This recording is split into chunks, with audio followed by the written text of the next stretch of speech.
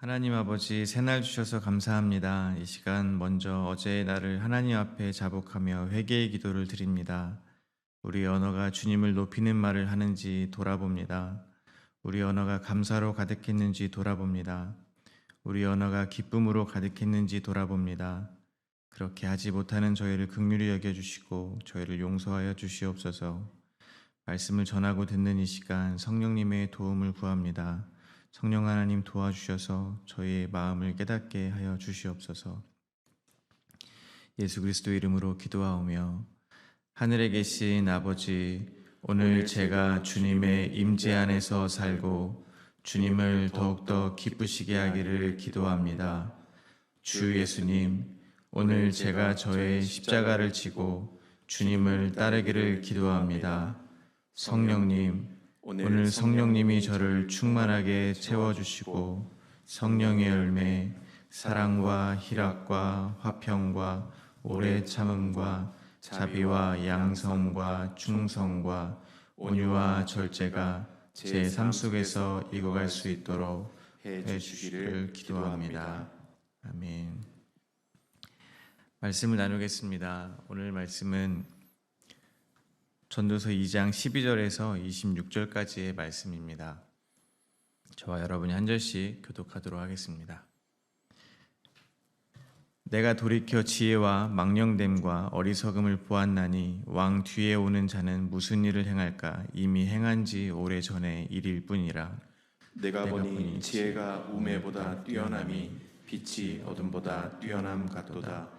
지혜자는 그의 눈이 그의 머릿속에 있고 우매자는 어둠 속에 다니지만 그들 모두가 당하는 일이 모두 같으리라는 것을 나도 깨달아 알았도다. 내가 내 마음속으로 이르기를 우매자가 당한 것을 나도 당하리니 내게 지혜가 있었다 한들 내게 무슨 유익이 있으리요 하였도다. 이에 내가 내 마음속으로 이르기를 이것도 헛되도다 하였도다. 지혜자도 우매자와 함께 영원하도록 기억함을 얻지 못하나니 후일에는 모두 다 잊어버린 지 오래일 것임이라. 오호라, 지혜자의 죽음이 우매자의 죽음과 일반이로다. 이러므로 내가 사는 것을 미워하였노니 이는 해 아래에서 하는 일이 내게 괴로움이요 모두 다 헛되어 바람을 잡으려는 것이기 때문이로다. 내가 해 아래서 내가 한 모든 수고를 미워하였노니 이는 내 뒤를 이을 이에게 남겨주게 됨이라. 그 사람이 지혜자일지 우매자일지야 누가 알랴마는 내가 해 아래에서 내 지혜를 다하여 수고한 모든 결과를 그가 다 관리하리니 이것도 헛되도다.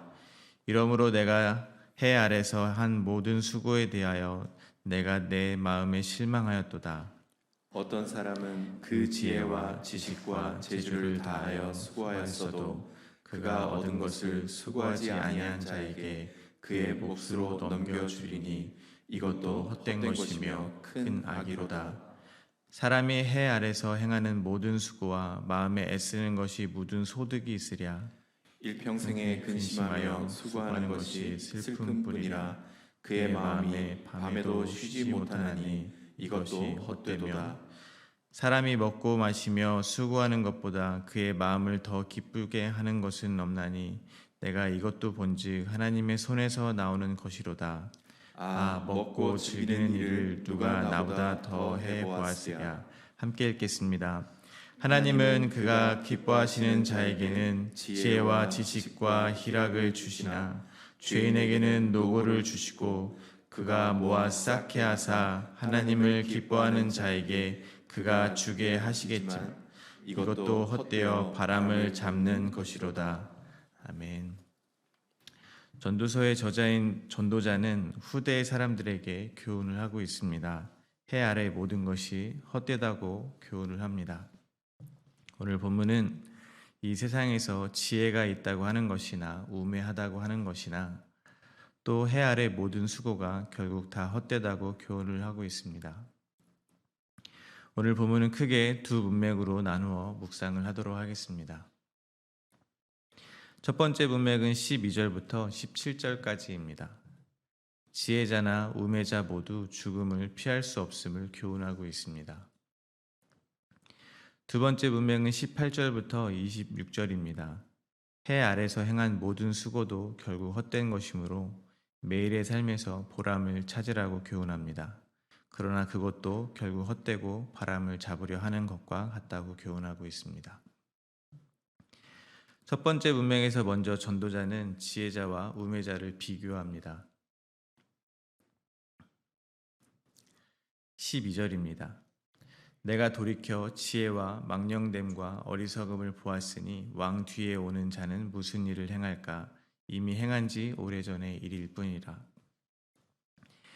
전도자는 앞서 1장 12절에서 자신을 나 전도자는 예루살렘에서 이스라엘의 왕이 되어라고 표현했습니다. 그리고 1장 1절에서는 다윗의 아들 예루살렘 왕 전도자라고 표현을 했습니다. 아시다시피 전도서에는 솔로몬이란 이름이 등장하지는 않지만 전통적으로 솔로몬 왕을 전도서의 저자로 추측을 합니다. 전도자는 오늘 본문 12절의 말을 하기에 앞서서 지혜를 갈망해온 본인이 술로 육신을 즐겁게 해보기도 하고 즐거움만을 누리기 위해서 마음먹기도 했다고 했습니다. 그렇게 즐거움만 추구하며 사는 것이 어차피 죽는 짧은 인생에서 가장 보람 있게 사는 것이라고 생각했다고 고백했습니다.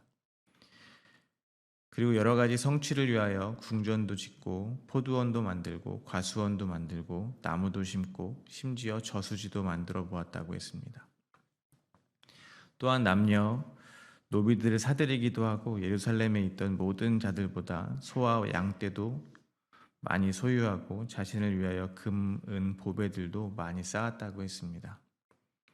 이를 2장 10절에서는 무엇이든지 내 눈에 원하는 것을 내가 금하지 아니하며 무엇이든지 내 마음이 즐거워하는 것을 막지 아니하였으니 이는 나의 모든 수고를 내 마음이 기뻐하였음이라.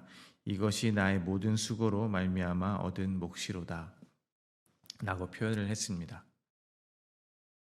정말로 재물도 많고 권세도 높아야 할 수 있는 말입니다. 그야말로 왕이나 가능할 법한 이야기입니다. 그러나 그는 오늘 본문 12절 고백 바로 전에 11절에서 모든 수고가 헛되어 바람을 잡는 것이며 해 아래 무익한 것이라고 결론을 내렸습니다. 그리고 이어서 오늘 본문을 고백하는 것입니다. 개역개정으로는 말이 조금 어려워서 제가 우리말 성경으로 12절을 다시 읽겠습니다.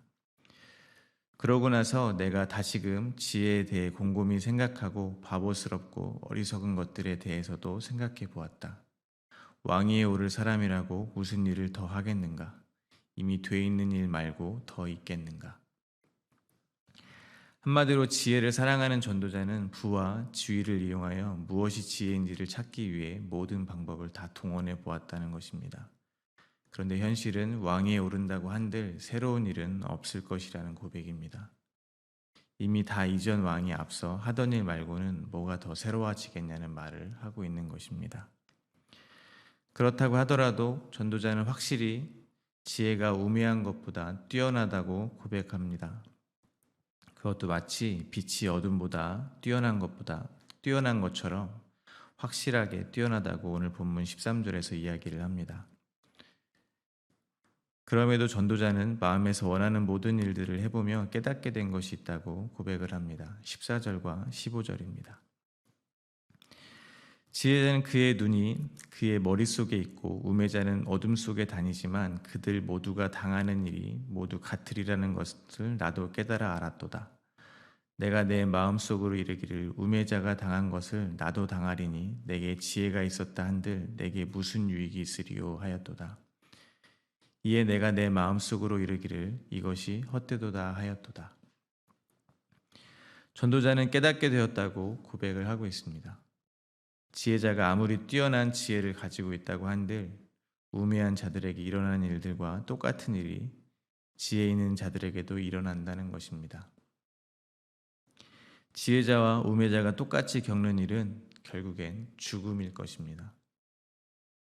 세상에서 가장 좋은 것을 가지고 있어도 궁전을 짓고 과수원을 짓고 종들을 사들이고 마음속에 원하는 모든 것을 한다 할지라도 죽음이라는 인생의 마지막은 피할 수 없다는 것입니다. 그러니 모든 것이 헛되고 헛되다 고백을 하고 있는 것입니다. 이어서 16절과 17절입니다. 지혜자도 우매자와 함께 영원하도록 기억함을 얻지 못하나니 후일에는 모두 다 잊어버린 지 오래일 것임이라. 오호라, 지혜자의 죽음이 우매자의 죽음과 일반이로다. 이러므로 내가 사는 것을 미워하였노니 이는 해 아래 하는 일이 내게 괴로움이요 모두 다 헛되어 바람을 잡으려는 것이기 때문이로다. 전도자는 이야기합니다. 지혜자가 우매자와 마찬가지로 육신이 죽는 것뿐 아니라 후손들에게 지혜자에 대한 기억마저 결국은 사라져 버릴 것이라는 것입니다. 사람들은 흔히 죽어서 이름이라도 남기기 위해서 사력을 다해서 살고 있습니다. 그렇지만 결국에 후손들은 그를 모두 잊게 된다는 것입니다. 그래서 더욱 헛되다고 고백을 합니다. 심지어 이 땅에서 사는 삶 자체를 미워하고 해 아래에서 일어나는 모든 일이 다 괴롭다고 한탄합니다. 오늘 본문에서 전도자가 말하고 있는 헛됨의 원인은 다름 아닌 죽음입니다. 죽음이 바로 헛됨의 원인입니다. 여기서 저희가 생각해 볼 것은 이것입니다. 죽음이 우리의 삶에 어떻게 들어왔는가 하는 것입니다. 죽음이 우리의 삶에 어떻게 들어왔습니까? 바로 죄 때문에 들어왔습니다. 사도 바울은 우리에게 로마서를 통해서 죄의 삭은 사망이라고 가르쳐 주셨습니다. 사람은 누구나 예외 없이 인생에서 허무함을 느낄 것이라는 것이 전도자의 교훈입니다. 그 말은 사람은 누구나 죄인이라는 말과 같은 것입니다. 그렇다면 사람이 언제 허무함을 가장 많이 느끼겠습니까?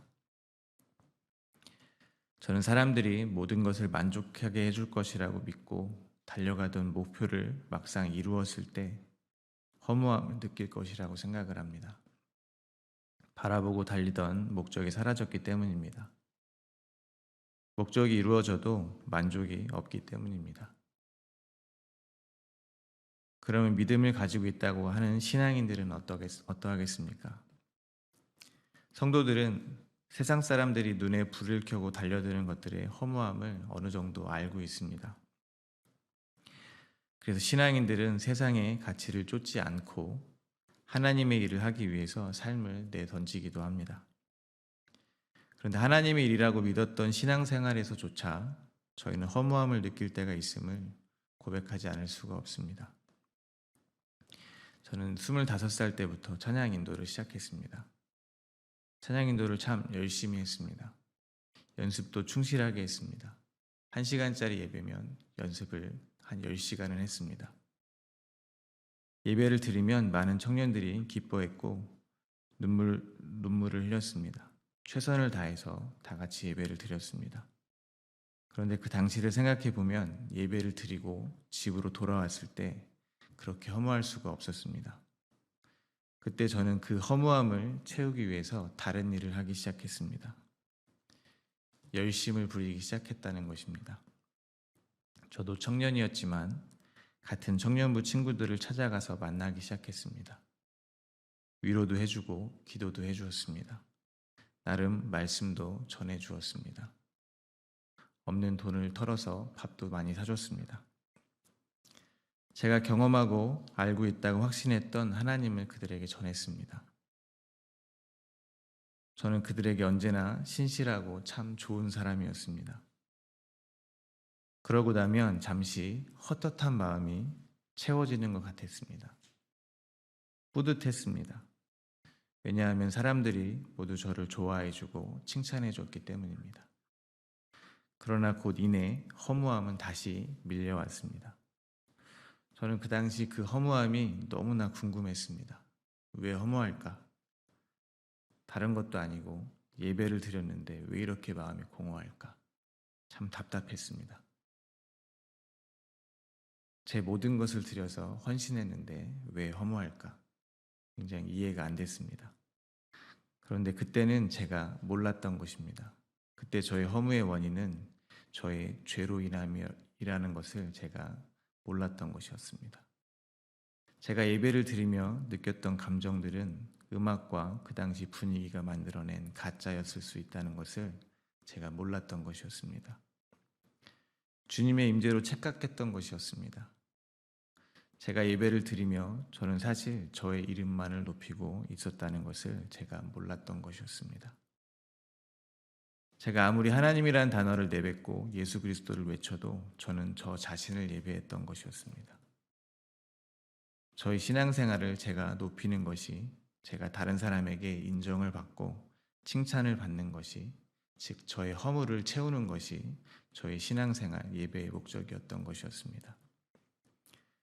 공허하지 않기 위해서 예배를 드리고 신앙생활을 했던 것이 저의 잘못이었던 것이었습니다.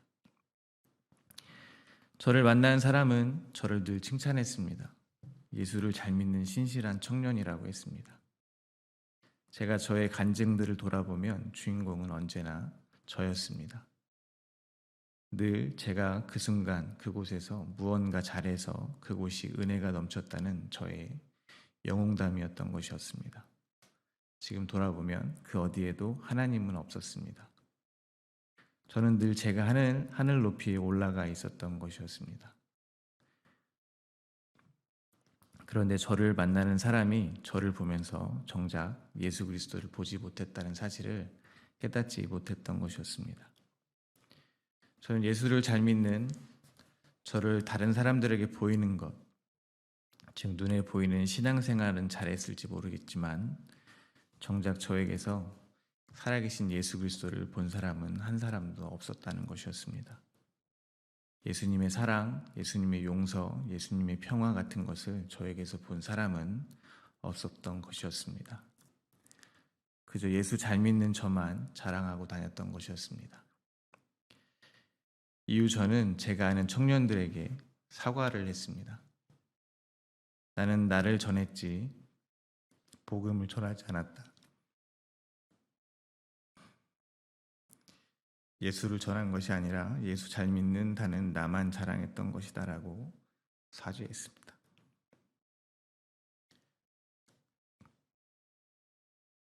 저는 복음을 들고 그들의 삶을 수없이 정죄했음을 사죄했습니다. 분명히 저의 죄가 저의 허무의 원인이었던 것이었습니다.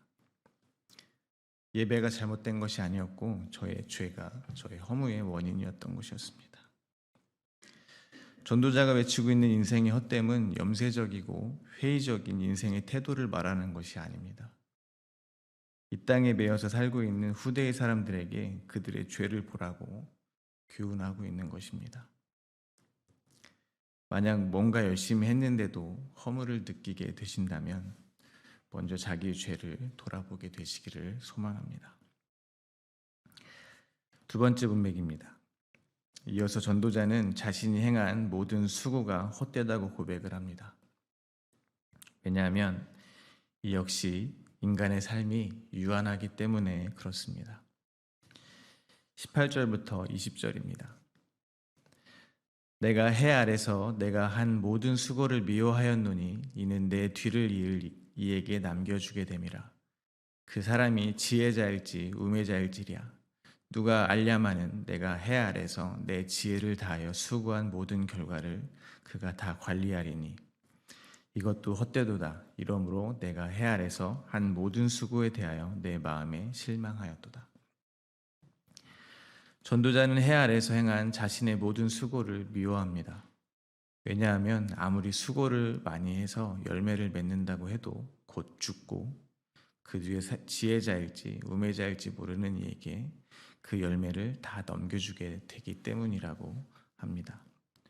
전도서에서 자주 쓰이는 해 아래라는 표현은 허무함이 미치는 범위를 지정합니다.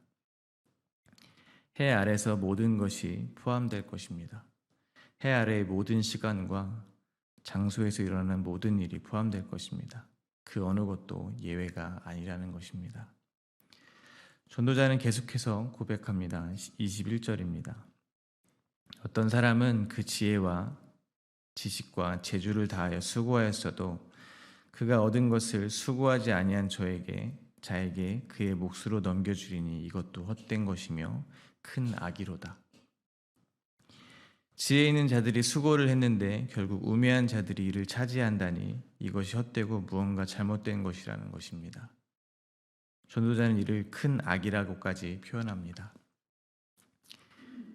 그러나 여기서 저희는 성도들이야말로 예수 그리스도가 수고로 얻은 생명의 열매를 거저받은 자임을 기억해야 할 것입니다. 갈라디아서 3장 13절입니다.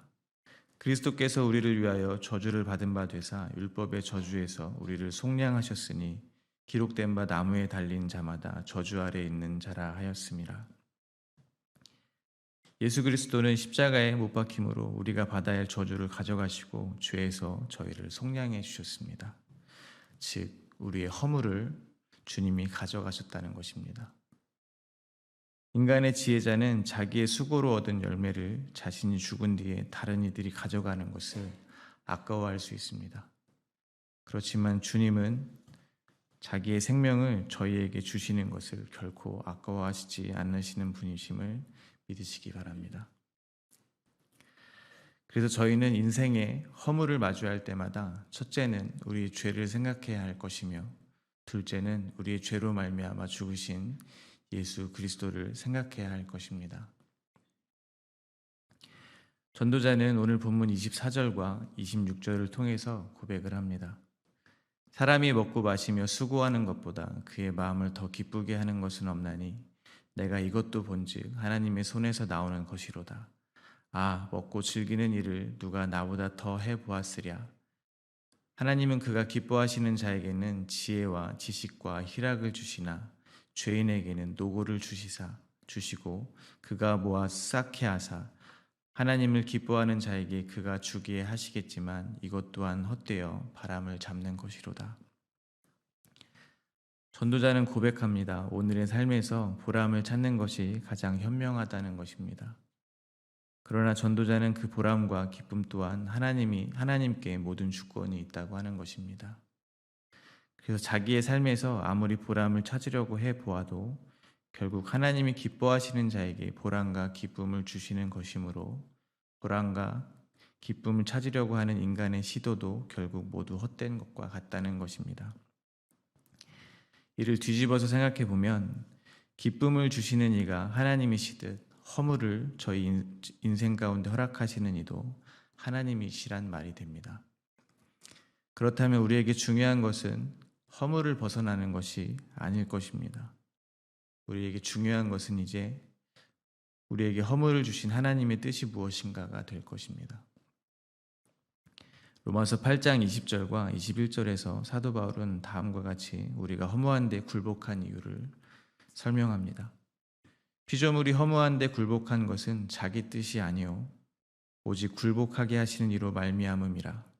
그 바라는 것은 피조물도 썩어짐의 종노릇한 데서 해방되어 하나님의 자녀의 영광의 자유에 이르는 것이라. 사도 바울은 분명히 선포합니다. 우리를 허무한 데 굴복시키시는 분은 하나님이시라는 것입니다. 주께서 우리의 삶을 이끌어 가시면서 허물을 경험하게 하신다는 것입니다. 이 땅의 것에 눈돌리고 있는 저희를 그냥 냅두신다는 것입니다. 그래서 땅의 것을 쫓아가 보니 그것이 허무한 것임을 깨닫게 하신다는 것입니다. 이유는 우리가 썩어짐의 종로슷한 데서 해방되게 하시기 위함이라는 것입니다.